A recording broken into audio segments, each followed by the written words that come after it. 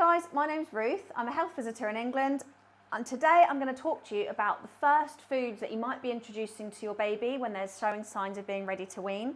Just to remind you, the signs that they're ready to wean, they're able to sit upright in their high chair without their head flopping forward. They can bring things to their mouth themselves. They've got good hand-eye coordination, and they've lost their tongue thrust reflex, which means if you put something in their mouth, they don't spit it back out again. So these are some of the foods that we may offer at the beginning of our weaning journey, and I'm going to show you how to prepare them so they're appropriate for a 6-month-old. So let's start with carrots. They're a really good food to give our babies when we first start weaning. I'm going to show you how to prepare them. They do need to be boiled, they're parboiled. Basically, any food we're offering our babies needs to be able to be squished in between our forefinger and our thumb. So we're going to, the proper term is julienne. We want them to be long enough that our babies can hold them in their hand with food, with it popping out at the top, so then they can chew on that whilst having a nice grip of it. But they do need to be parboiled. That's the choking hazard. If it comes off, they're not going to be able to smush that between their gums. See, my fingers won't break that. So let's get some of these in the water boiling. Next, simple green beans. These are perfect. These are the perfect for them to hold in their hands and chew on them, but they do need to be particularly soft.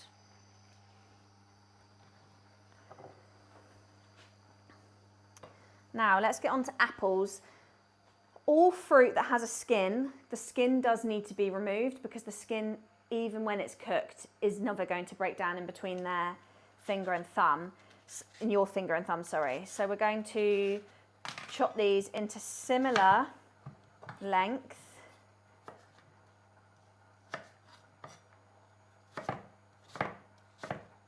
Remembering their hands are smaller than ours, they're going to be able to hold that, but that won't smush, so it needs to be parboiled. So in a boiling pan of water, we're going to chuck our chopped up apples into the water for roughly 5 to 6 minutes. It doesn't really matter if you overboil them, they'll just be a bit more mushy for them to pick up and eat. We don't want them to be underboiled.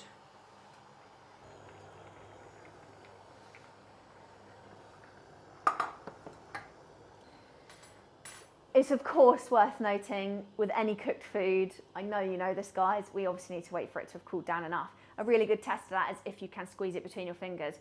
Also, bulk makes some of this. You can cook this maybe around breakfast time or lunchtime and then re-offer tomorrow, re-offer at dinner time, just kept cool in the fridge. Okay, so it's cucumber, following the same rule of no skin. So we can just peel that skin off. And we want it to be nice and soft and smushable. These types of foods that are cold and can be chewed on with their gums can be really good when they're teething. Obviously once they're weaning, not before.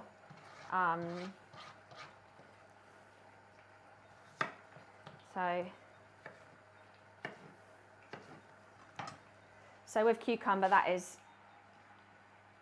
not smushing. That is? Yeah. Yeah, well, great. Okay. Say that. So when it comes to the cucumber, these pieces are brilliant for helping with teething. They're not particularly smushable, but if you are holding that cucumber there and they're chewing on it and gnawing on it, they're probably not going to swallow very much. The seeds are much more smushable, so if you're feeling nervous about that type of food being offered initially, just give the seeds in that nice lengthways strip that you can hold, and knowing that they can smush that with their gums, like reminding you, whatever you can smush between your fingers, they're going to be able to smush between their gums. Now let's see how this apple's getting on.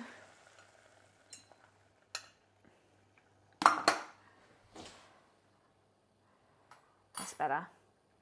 So this has just come out, but it's now a bit floppy and smushable between their fingers. So that was about 6 minutes in boiling water, obviously wanting to keep an eye on it.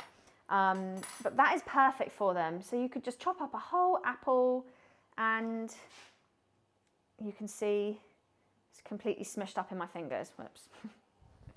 So I'm just keeping this to one side. I'm obviously not weaning any babies at the moment, but I will use this for my children in sandwiches and on snack plates, which if you follow me on the other apps, you will see I'm a massive fan of. Sometimes, guys, it can just be snack plates. We don't have to be offering and giving full meals every time. We can just be hitting those food groups. Right, let me show you how to prepare some of these other foods. So strawberries, they are obviously quite small, but they're very, very smushable. So when they first start weaning, we want to be offering, their hands are so small, they will be able to hold that. And look, that is so smushable. So that is perfect. And then as they get bigger, you could start offering chopped up like this on their plate, even smaller than that. And they can start picking things up with the pincer grip movement, which is that. But whilst you're initially starting weaning, making sure they're ripe and that they can hold them like that, smushable. Into the snack plate pot that goes. Now, things like blueberries, these are fine to offer, but bearing in mind they have a skin and that can get lodged in their throat, not to scaremonger. So when it comes to things like blueberries, we first need to make sure they are very, very ripe, but we can be offering them like that, smushed already. That instantly stops it from becoming as high a risk as a choking hazard. It's nice and soft and smushable, and it's not that circular ball that can, you know, get stuck anywhere. Grapes, I think every single parent knows about grapes. These aren't smushy at all, and that skin is a choking hazard. So with these, if you want to avoid these at the beginning, that's absolutely fine, but we're going to make them nice and small, that whole typical holding it in your hand, and you can see here, once that you've cut it up, it is way more smushable. I'll eat those ones quick. No. Okay. Tomatoes are similar. All of these ones that have a skin, they must be either completely smushed up or cut up, because that skin is quite hard to penetrate with a gum. Like right now, it would pop, but like that. But still, it's still a choking hazard. So just like the others, we're going to chop it up into these longer strips, bearing in mind they have much smaller hands, like I keep saying, and instantly that becomes more smushable. So I have also, just for an example, because I think a lot of people can feel quite anxious about meat, I wouldn't necessarily worry about introducing this in the first week or two, but if you've got my weaning guide, you'll see that I do recommend it quite early on. This, perfect, nice and smushable. What you tend to find with meat, with babies, when you offer it to them, is they don't swallow much initially, but they really chew it, and they do get goodness from chewing it if you're offering them meat and you want to offer them meat.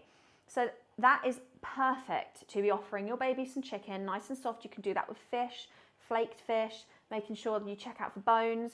But that is lovely for them to be holding and chewing on and smushing apart. Okay. Put that chicken in the fridge. Right, now onto the avocado. Now, annoyingly, this isn't ripe at all, but I'm going to show you what size and shape it needs to be, but this is really not ripe. I don't even know if I should show this. I'll just show the shape. Okay.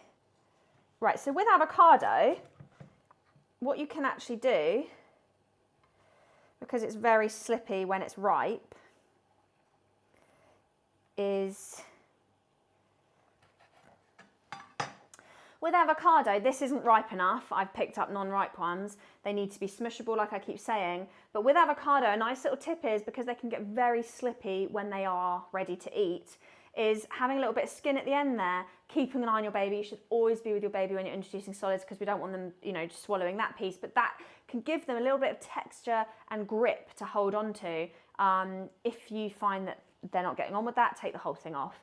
But that is the exact kind of shape and size we're going to want to be seeing when it comes to introducing avocado.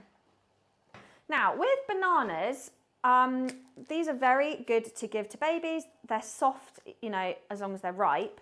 But the way that you cut them is really important. Now, I'm not peeling this very well, guys. I'm under pressure. Now, the way we don't want to be serving bananas is chopped into these round discs. That round disc is perfect shape to get lodged. So what we're going to do, if this banana is ripe enough, something you can do without a knife, is you push your finger here down this middle section, and it actually breaks it off into these perfectly portioned up kind of size. If you're not happy with it being that big, then you can chop it up again. So we've got, again, this nice size that fits in their hand, smushable, and they can just chew on that. So that's perfect. Just to remind you, we don't want to be serving bananas this kind of shape whilst they're young. That is a choking hazard. Okay, right now, I'm actually going to freeze that to make myself a smoothie in a bit. This stuff, guys, I'm actually just going to freeze in the freezer. I'll do another recipe of this another day, but it makes banana nice cream and it doesn't even taste like bananas. It's really good to make for children if you're trying to reduce and limit the amount of sugar they have.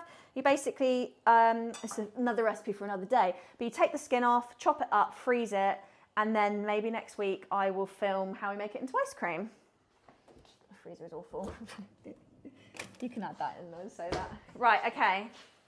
So that is all for the fridge. Right. Just move these out of the way of the shop now. Let's have a look at how our carrots are getting on. If you have a really hungry little one, say this is really hot and you can't squeeze it between your fingers. If it's, look, that is perfect, guys. That is mushing immediately with a fork. You can put it straight into, squeak, freezing cold water to cool it straight down. That's perfect. Perfect shape, perfect length, smushable like I keep saying, and they can hold it there in between their hands. Chew on it, pick it up, drop it, it's perfect. With the green beans, there is obviously skin on the outside. We do want to make sure that these are particularly overly done, you know, we probably would say, for our roast dinner anyway. So let's have a quick look. The trouble with these is they can be a little bit stringy, but you can see how that's, if that was their gums, that even the skin is mashing up perfectly there. So again, perfect on a nice little roast dinner plate or whatever dinner plate.